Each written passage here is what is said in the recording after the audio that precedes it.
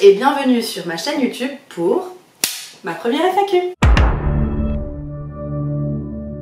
Il y a quelques temps, je vous avais demandé de me poser les questions que vous voulez sur mon compte Instagram. Donc j'en ai sélectionné quelques-unes parce que vous avez été, comme vous pouvez le voir, énormément à me poser des questions, bande de petits curieux. Donc on va tâcher, je suis trop forte. On va tâcher d'y répondre ensemble aujourd'hui. Première question de Fantine qui me dit: est-ce que tu as eu tes angiomes dès ta naissance? PS, je t'adore. Merci Fantine. Alors, pour répondre à la question, évidemment, les angiomes, ce sont des taches de naissance. Donc, comme leur nom l'indique, je les ai eues quand je suis née. Pour vous expliquer un petit peu qu'est-ce que c'est que des angiomes, tout simplement, c'est une malformation, un gène qui a muté quand j'étais dans le ventre de ma maman. Et donc, du coup, je suis née avec des angiomes sur 70% de mon corps. Ces angiomes sont également appelés taches de vin, envie, etc. Bon, après ça c'est un peu les grands-mères qui disaient aussi que ma maman avait très envie de fraises ou très envie de framboises quand, quand elle était enceinte de moi, mais pas du tout. C'est juste un petit mutant qui était à l'intérieur du ventre de ma mère. C'est très bizarre d'avoir dit que j'étais un petit mutant, mais bon, c'est pas grave, vous avez compris. En tout cas, voilà, ça vient de là, je suis née avec et c'est parti pour durer. T'aimes les patates, ça c'est très drôle, hein. Deuxième question, c'est une question de H.Writers. Comment était ton enfance? Mon enfance, du plus loin que je me souvienne, a été heureuse puisque j'ai été très bien entourée par ma famille, mes amis, les amis de mes parents. Maintenant, là où c'était difficile, c'était à l'extérieur. Je n'ai pas trop de souvenirs quand j'étais petite, en maternelle. C'est surtout ma maman qui m'a raconté quelques anecdotes où on l'arrêtait dans la rue, où on lui demandait si elle n'avait pas honte d'avoir brûlé sa fille, enfin des questions vraiment difficile. Mon premier souvenir, c'est quand je suis arrivée au CP. Bon, ça je l'ai raconté très souvent, mais je vous la raconte encore une fois, où dans ma classe j'avais un petit garçon qui avait la leucémie, donc il n'avait pas de cheveux et la maîtresse nous était tout le temps à côté, ce qui nous aidait pas du tout dans notre intégration scolaire. Ce qui a été difficile aussi dans mon enfance, c'est que mes parents, ils avaient la bougeotte, bande de petits malins. On bougeait énormément. J'ai déménagé plus de 20 fois en fait toute ma vie. Et donc à chaque fois, j'étais la nouvelle. Et mais en plus, j'étais la nouvelle qui avait les angiomes. Donc c'était très compliqué de s'intégrer dans des classes. Comment as-tu vécu ta scolarité, demande Miss Laitue. Donc du coup, on enchaîne. Ça tombe très bien. Après l'école primaire, il y a eu le collège. Où là le collège ça a été encore plus difficile. Je vous laisse imaginer une rentrée scolaire lambda quand on est une jeune fille qui rentre en 6e, alors imaginez encore plus quand on a entre guillemets une différence physique. Ça a été très compliqué et c'est de là qu'est venu le nom de la fille qui a des taches, parce que c'est comme ça que les gens m'appelaient. Ils disaient regarde là-bas la fille qui a des taches, ou quand les gens connaissaient pas mon nom, ah tu as vu la fille qui a des taches, tu sais où elle est, etc. Et ensuite pendant toute ma scolarité, au moins au collège, on peut qualifier ça d'harcèlement scolaire parce qu'on se moquait énormément de moi, ça a été très difficile. On me comparait à des Indiens, enfin parce que peau rouge, donc on dansait autour de moi en faisant les Indiens, on lançait du ketchup à la cantine, etc. Donc ça a été très difficile et c'est quelque chose dont je n'ai jamais parlé à mes parents parce que comme à la maison les angiomes c'était pas un sujet, j'avais pas forcément envie de les embêter avec ça. Question suivante, eh bien ça s'enchaîne parfaitement. Comment tes parents ont-ils agi avec toi par rapport à ta maladie? T'ont-ils soutenu ou non? H.Writers. J'ai grandi avec ma mère et mon beau-père qui m'ont soutenu énormément par rapport à mes angiomes. C'est vrai qu'ils ont tout fait dans un premier temps pour m'emmener dans les plus grands hôpitaux, voir les plus grands professeurs, pour essayer de trouver des solutions pour les enlever ou pour les soigner, parce que dans un premier temps, mon souhait c'était de les faire partir. Et c'est vrai qu'après, comme je vous le disais, c'était pas un sujet à la maison parce qu'ils estimaient que j'étais comme mon frère et ma soeur, donc il n'y avait pas à faire de différence. Et je pense que c'est ça qui m'a aidée un petit peu dans l'acceptation de moi, c'est justement de pas en avoir fait un sujet principal dans le foyer familial. C'est-à-dire que j'étais considérée comme normale, et je suis normale, hein, quoique un peu tarée, mais bon ça vous le découvrirez plus tard. Mais enfin, du coup, le fait que je sois considérée normale et que c'était pas un sujet, ça m'a aidé à m'accepter. C'est vraiment le monde extérieur qui était difficile et pas ce qui se passait à la maison. Question de Leslie Guéguin. Enfin, c'est pas une question, prout, mais je t'aime. Moi aussi je t'aime. Franchement pour faire ça, t'aurais pu t'abstenir.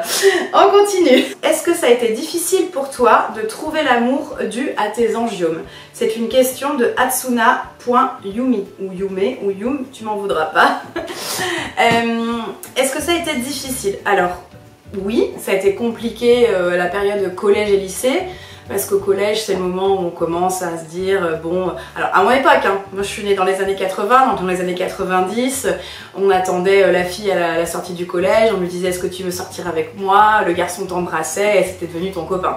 Je pense pas que ça se passe comme ça maintenant, mais en tout cas, chez nous, à l'époque, c'était comme ça. Moi, il y avait personne qui m'attendait à la sortie du collège pour me demander si il voulait sortir avec moi, donc c'était compliqué. Et au lycée aussi, c'était trop la honte de sortir avec la fille qui a des tâches. Alors heureusement qu'il y avait des garçons qui étaient un peu plus intelligents et que j'ai réussi à trouver l'amour entre guillemets quand j'avais 17 ans. Damien, si tu vois cette vidéo. Et du coup, voilà, ça a été mon premier amour quand j'étais au lycée. Et puis après, comme ça a été dans une période où moi je commençais à m'assumer, disons que c'est moi qui allais vers les garçons et j'en ai fait un peu mon atout de séduction et c'est vrai qu'aujourd'hui c'est pas un problème dans ma recherche disons de l'amour ou quand il y a un garçon qui vient vers moi puisque je les assume et que les garçons avec qui j'ai eu des histoires m'ont tous dit le fait que tu t'assumes te donne une certaine assurance et c'est un peu un atout de séduction donc là-dessus pas de soucis. À quel moment as-tu décidé de créer ce compte Instagram et pourquoi? J'ai créé ce compte Instagram il y a 2 ans, un peu plus de 2 ans maintenant. Pour les personnes qui sont les plus fidèles, on a fêté les 2 ans ensemble au mois de juillet. L'idée de ce compte, dans un premier temps, c'était de trouver des gens qui avaient des angiomes comme moi, parce que j'en avais rencontré plein quand j'étais petite. Mais c'est vrai qu'en étant adulte, avoir ce recul sur notre vie, pouvoir échanger, discuter, voir si on a des anecdotes en commun, etc. Je trouvais ça super intéressant. Et c'est vrai que pendant 6-7 mois, mon compte était tout petit, était caché dans un coin et je discutais avec mes amis, ma famille et des gens qui avaient des angiomes jusqu'à ce qu'ensuite le compte soit repartagé et que la suite vous connaissez l'histoire, on va pas la refaire mais voilà, vraiment le but de base de ce compte Instagram c'était de rencontrer des gens qui étaient comme moi. J'ai une question d'Emeline, 85, qui me dit « Est-ce que des fois c'est encore dur de se sentir observée, jugée ?» Elle pense que oui, c'est ce qu'elle a précisé. Alors je vais pas vous mentir, même si sur les réseaux je montre très souvent quelqu'un qui sourit, qui est sûr d'elle, etc. Je vous ai montré aussi à plusieurs reprises que parfois ça me touchait. Je pense que comme tous les humains, à un moment donné quand c'est trop, c'est trop. Et ça m'arrive parfois encore de pleurer ou de me remettre en question ou d'être triste parce que on m'aura regardé de trop de travers dans la journée ou on m'aura... pour la 150e fois de la semaine prise en photo dans le métro où on se sera moqué de moi. Donc forcément, c'est pas toujours évident. Je dis souvent que quand je me regarde dans le miroir, moi mes angiomes je les vois pas. Je vais voir mon bourrelet du ventre que j'aime pas trop, je vais pas voir mes angiomes. Et en fait ce qui me rappelle au quotidien que j'ai des angiomes, c'est le regard des gens, tout simplement. Donc oui, pour répondre à des questions, parfois c'est difficile. Question de Clova 971, tu es célibataire? Coquin. Eh bien oui, alors si tu es célibataire, si tu as plus de 30 ans et que tu cherches l'amour, envoie ton CV. Je te mets une petite adresse, la fille qui a des tâches cherche l'amour @gmail.com, voilà, merci. Une question de Nadia qui dit « Quel a été l'élément déclencheur pour assumer tes tâches aux yeux des gens ?» Alors ma petite Nadia, ça s'est pas venu comme ça, bling, du jour au lendemain, et même encore aujourd'hui, c'est pas toujours facile. Il y a eu plusieurs choses, je le dis souvent, mais c'est vrai que l'entourage est hyper important. Je remercie encore ma famille et mes amis qui n'ont jamais jugé. D'ailleurs, bon, ça serait pas mes amis hein, s'ils me jugeaient, mais c'est un peu logique. Mais c'est vrai que j'ai toujours eu un entourage hyper bienveillant, du moins maintenant. Ça n'a pas toujours été le cas. J'avais des personnes dans mon entourage qui jugeaient mon physique, qui me disaient tout le temps que j'étais grosse et pas de manière bienveillante. Enfin voilà, des choses comme ça. Et donc du coup aujourd'hui, j'ai autour de moi des gens qui sont fiers de celle que je suis, qui sont fiers de mon parcours, qui sont fiers de ce que je fais sur les réseaux et qui m'aident du coup encore aujourd'hui dans l'acceptation de moi. Donc ça c'est quelque chose qui est hyper important, je le répète, mais vraiment l'entourage. Une deuxième chose, faites attention aux personnes que vous suivez sur les réseaux sociaux.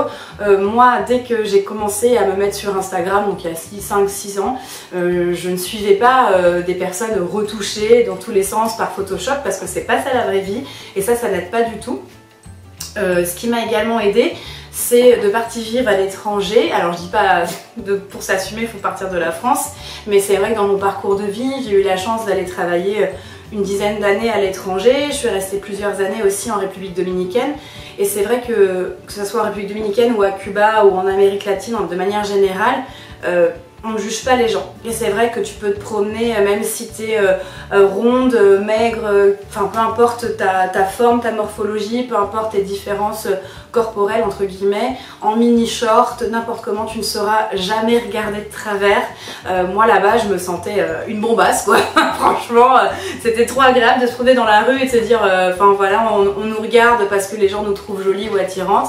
Et en fait là-bas j'ai vécu une histoire d'amour et en fait pendant toutes les années où j'étais avec ce garçon, il ne m'a jamais demandé ce que j'avais sur les bras, sauf qu'un jour je lui ai posé la question, je lui ai dit mais pourquoi tu veux pas savoir? Il m'a dit moi je suis noire, toi t'es rose, le sujet il est clos.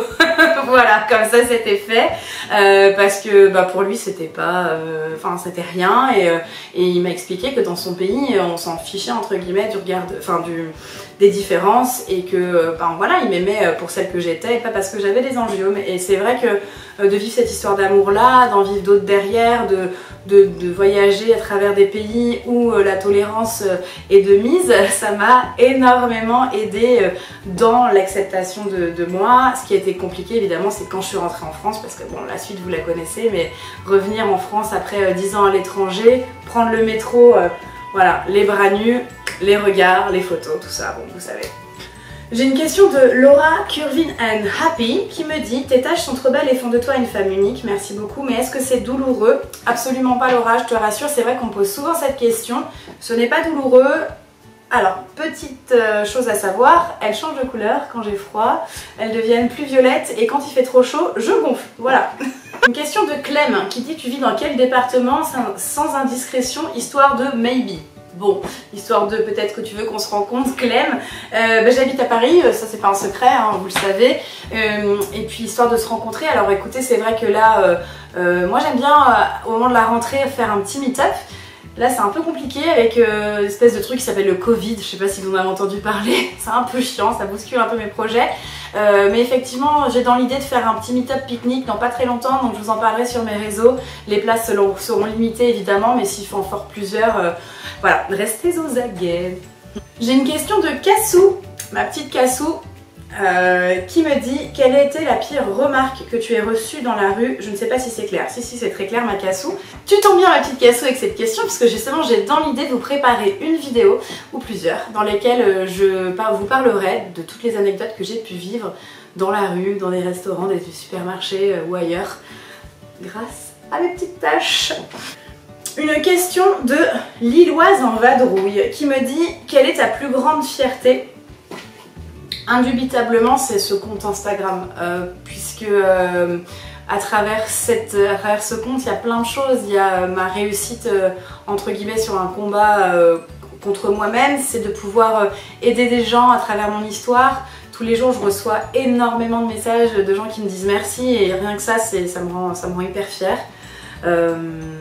Voilà, je pense que c'est ça ma plus grande fierté, c'est d'avoir eu cette belle revanche sur la vie aujourd'hui et ça grâce à vous, alors encore une fois je vous dis merci. Une question de et si on osait être soi pour terminer, qui me dit: quels sont tes projets? Mes projets, j'en ai plein. Comme vous le savez, depuis quelques jours je suis officiellement influenceuse body positive et ça c'est grâce à vous, je vous le dirai jamais assez, mais merci, des bisous partout, enfin pas trop parce qu'il y a toujours le Covid. Juste que du coup c'est un peu fou cette aventure, j'aurais jamais cru en fait en arriver là aujourd'hui, donc je suis un petit peu émue, excusez-moi. Mais du coup voilà, les projets, un podcast qui sortira très bientôt. Il va y avoir également une émission sur YouTube, t'attaches pas à tes complexes, bon ça je vous en dis pas plus, vous verrez, c'est une surprise. L'évolution aussi, cette chaîne YouTube où je vais essayer de vous proposer des petites vidéos régulièrement. J'espère que ça vous plaira. Et puis il y a évidemment ce Tâche Tour qui me tient à cœur, où l'idée va être de raconter mon histoire, peut-être à chaque fois faire venir des intervenants autres que moi et d'aller dans des établissements scolaires, dans des centres de formation pour parler de cyberharcèlement, d'harcèlement scolaire, d'acceptation des autres. Pour moi c'est hyper important d'aller voilà, partout en France ou alors et puis en Belgique, en Suisse, hein, voilà, où on voudra m'accueillir pour parler de tout ça. Voilà, donc j'espère que ça va se faire. On croise les doigts. Si jamais vous regardez cette vidéo, vous êtes prof, directeur d'école, directeur de centre de formation, que vous connaissez quelqu'un qui connaît quelqu'un qui connaît quelqu'un qui pourrait m'aider et qui serait ravi de me recevoir dans son établissement, il suffit de m'écrire donc sur mon adresse Gmail qui est lafillequiadestaches@gmail.com. Voilà mes petites tâches, j'espère que cette vidéo vous a plu. En tout cas moi c'était un plaisir de faire ma première FAQ pour vous sur TâcheTube. Voilà, vous connaissez hein, ce qui vient après. Si ça vous a plu, un petit commentaire, un petit like, on s'abonne, on partage. Voilà, je vous embrasse et n'oubliez pas, self love!